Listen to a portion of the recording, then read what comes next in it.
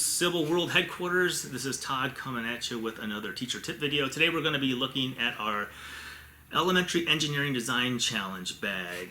This one's pretty cool. Here's all the materials that's going to be in each of the bags. Students get a chance to build a parachute.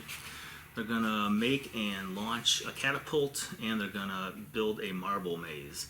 One of the things that's a little different about this student activity pack is we're really emphasizing the engineering design process. We want students to be presented with a challenge and then have to think about how to go about that challenge. Design a solution, test it out, see what works and what doesn't work, improve it, test it again. We want students to go through that process, and while they do that, of course, they're going to be having a lot of fun. It's an awesome opportunity for you too as a teacher to bring in science concepts. You can bring in ELA, you can bring in math. There's lots of opportunities because the kids are going to be really engaged. So we're going to get started here, and we're going to look at our first activity, which is the parachute activity. For the first activity, students are going to make parachutes. Things that they get to use to make their parachutes that are included in the bag are a bag, Ziploc bag, a piece of aluminum foil, and then we have a napkin. So those are the things that they can use as their parachute. In addition to that, we have some tape and some string to put it all together. And the thing that they're going to be trying to slow down is the washer. So students have to think about how to construct a parachute to attach to a washer so they can launch it, release it, and see if they can slow the time it takes for the washer to hit the ground. One thing to point out, the materials are all included. However, the students will need to have some kind of scissors. So if they're doing it at home, they'll have to have some scissors. Of course, if they're in school, provide them some scissors.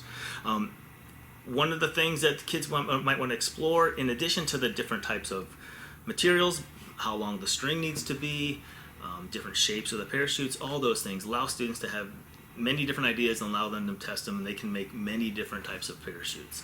I went ahead and made one together here. It's got, the corners are taped together, and then I got things are taped to the string. So we'll go ahead, and one way you can launch it is to hold it up, your washer in one hand and the parachute in the other hand, throw it up in the air, and you can time it. Another way to do it, if you're lucky enough to have students at school or if you're together, is you can launch them from, for example, a staircase. And everyone can be launching from the exact same height, and then you can actually time it, and students can gather some data and see how long it takes for their washer to hit the ground and make some type of a competition, or at least within their own parachute design, see if they can make one that lasts longer the next time. So this is part one, where they get a chance to explore and play and come up with different ideas for parachutes. If parachutes are not really something that they're familiar with, it's okay to show them some pictures ahead of time, give them some ideas of, ideas of what works. You might be able to see some video clips or some pictures that might help things out. In part two, after they've done the first part, only thing we do is we add a little weight to the washer by adding a marble. So the students will tape the marble together, but the challenge is still the same. It's just we have a little bit heavier of a mass now. So that's our parachute activity. Next one we're going to talk about is catapults. So the first thing that we need to do is build the prototype. We're just going to build the basic catapult, and then what students get a chance to do is make changes to the catapult. So we're going to build this first one together.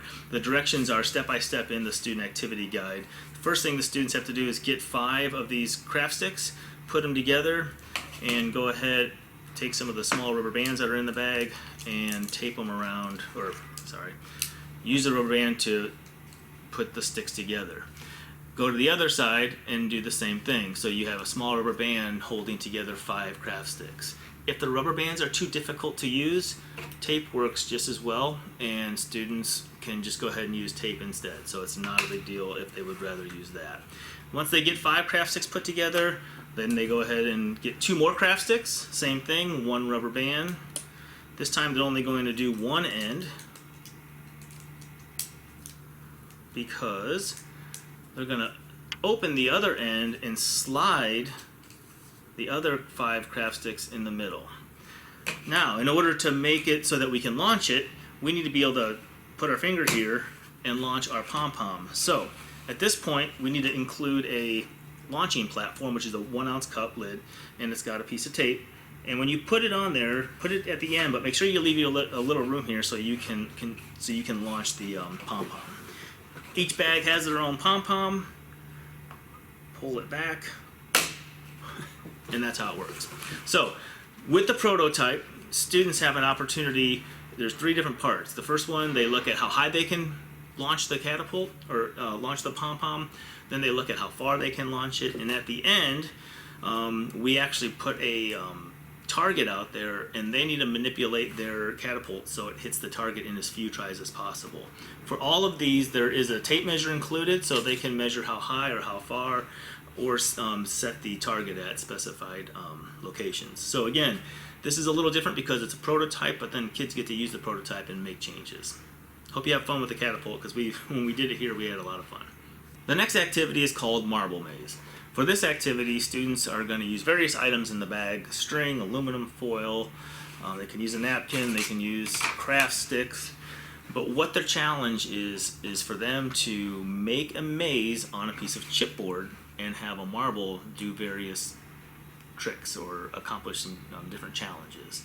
So one of the things you're going to have to probably talk to your kids about is what chipboard is. So there's one thick piece of paper that's chipboard that's in the student activity pack, so make sure that they're using that. Another rule is that the marble can only move when you place it on there by the person who's holding the maze. Okay, so at that point, students have to use these materials and think about how they're going to make a marble that's going to turn left, it's going to turn right, it's going to go over something, it's going to go under something, and then it's going to return back to where it started.